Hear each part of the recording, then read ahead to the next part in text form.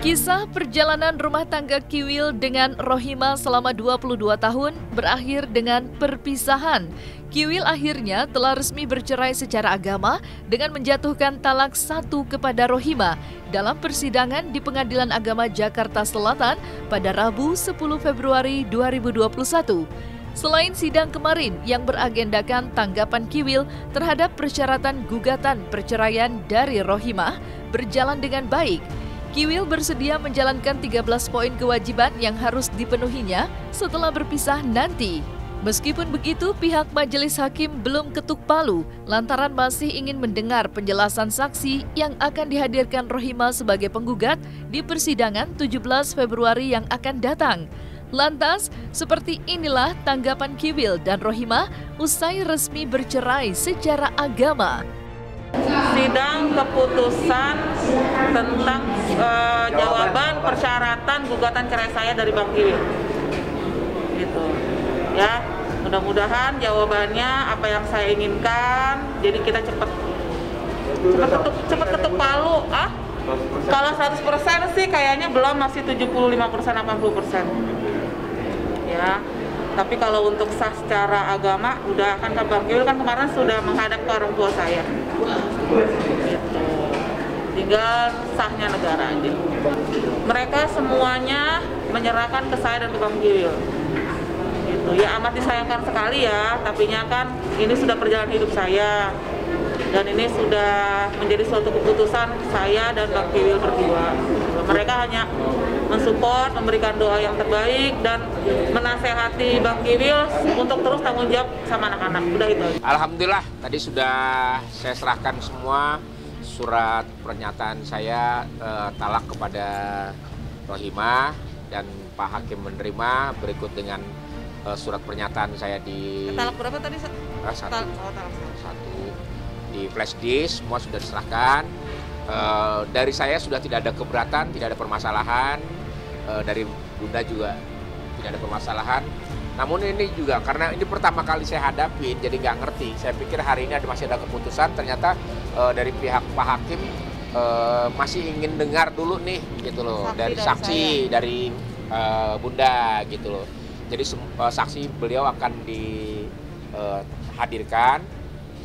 Namun intinya saya secara tertulis dan lisan sudah menjatuhkan talak kepada Rohima.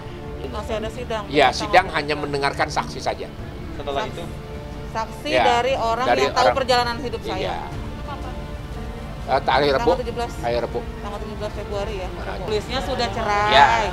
Ya, jadi secara agama, secara negara, tadi kan Bang Kiwil sudah mentalak saya, mentalak 1. Jadi kita sebenarnya udah sah. Sudah tidak ada hubungan suami istri. Hanya sebatas orang tua untuk anak-anak, gitu loh. Hanya sebatas tanggung jawab, baik Kiwil tanggung jawab sebagai ayahnya untuk anak-anak, tanggung jawab saya sebagai ibu dari anak-anak saya. Udah itu aja. Tapi kalau untuk suami istri, hubungan suami istri sudah tidak ada. Jadi apapun yang dilakukan sama Bang Kiwil, saya sudah tidak mau tahu. Begitupun dengan Bang Kiwil, selama kita sharing untuk mengenai anak atau mengenai bagaimana rumah, ya kita sharing berdua, gitu aja. Kita masih ngobrol secara baik-baik aja. Masih ngobrol kok, masih nyantai. Saya juga masih pulang kok. Nggak mau terjadi permusuhan gitu loh. Tapi ya intinya saya sudah tidak mau tahu pergerakan dia selanjutnya di luar seperti apa.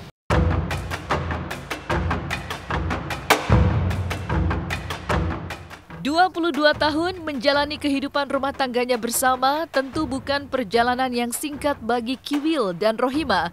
Ia tak menyangka rumah tangganya harus berakhir dramatis di meja hijau. Namun apa boleh buat, perpisahan seolah tak bisa dihindari. Yang mana Rohima tetap kekeh ingin berpisah lantaran tak ingin kembali menjalani poligami dalam rumah tangganya dengan Kiwil. Sementara Kiwil justru mengaku tak bisa hidup tanpa poligami. Keputusan perceraian Kiwil dan Rohimah pun kabarnya telah mendapat restu dari orang tua Rohimah. Meski keduanya sepakat bercerai, Kiwil dan Rohimah ingin perpisahan rumah tangga mereka ini tidak menimbulkan permusuhan di antara mereka. Melainkan justru hubungan keduanya makin membaik demi memenuhi tanggung jawab keduanya sebagai orang tua, membahagiakan buah hati mereka.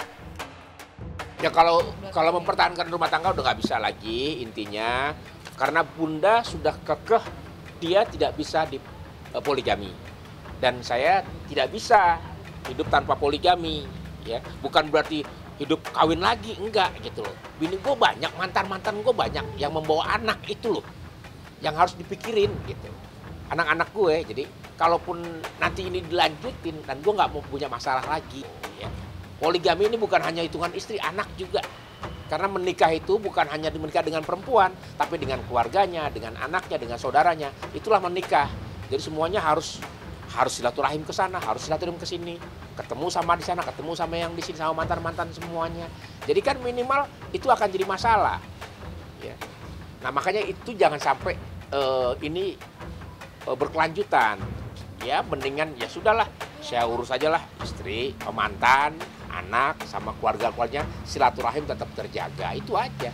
Yang penting kita awal dengan baik, kita akhiri dengan baik. Iya, saya ketemu dengan mertua saya, ayah dan ibu dari Rohimah, ngomong langsung gimana tentang kejadian sama anaknya gitu. Ya saya langsung ngomong terus terang sama mertua saya bahwa ya memang inilah yang harus kita jalanin, bahwa Rohimah dan saya memang harus berpisah. Alhamdulillah mertua bijaksana banget dan mengingatkan kepada saya untuk Will, ya satu, minta mertua saya jangan pernah sia-siakan anakmu. Ya, itu yang makanya saya selalu ingatkan bahwa insya Allah saya pegang amanah dari mertua saya bahwa satu, jangan pernah menyia-nyiakan anak. Jadi gini, tadi Pak Hakim meminta kepada saya untuk menyebutkan menanggapi ini dari penggugat gitu loh. Semua apa yang dari berapa poin? 13 ya?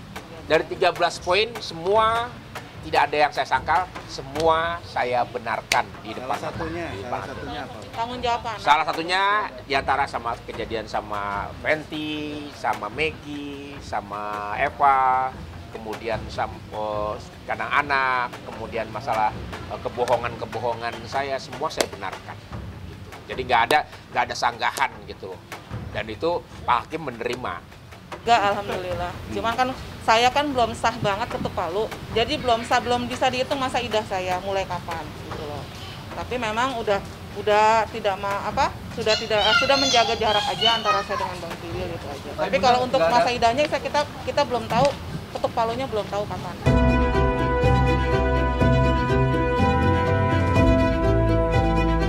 Meski Majelis Hakim Pengadilan Agama belum ketuk palu, namun Kiwil dan Rohimah tak menutup kemungkinan mulai memikirkan masa depan dengan mulai mencari pendamping hidup yang baru demi melanjutkan kehidupan mereka ke depan. Jika Kiwil mengaku banyak didekati wanita cantik, Rohimah justru tak mau tinggal diam. Setelah menjalani masa idahnya pasca ketuk palu nanti, Rohimah tak menutup kemungkinan menanti calon pendamping hidup yang baru dengan kriteria yang pasti, yakni tidak ingin menjalani kehidupan berpoligami. Dan di akhir sebelum keduanya pulang, Rohimah dan Kiwil pun saling mengutarakan permohonan maaf atas segala polemik yang terjadi dalam rumah tangga mereka di hadapan awak media.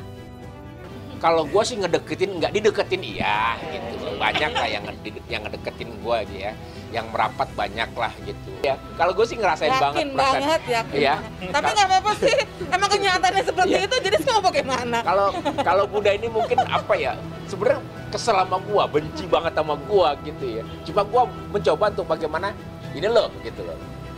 Ini loh orang mantan suami kamu yang ganteng banget, yang kelakuannya ya seperti ini gitu. Dan gue nggak mau nutup-nutupin intinya bahwa ya memang gue orangnya kayak gini gitu.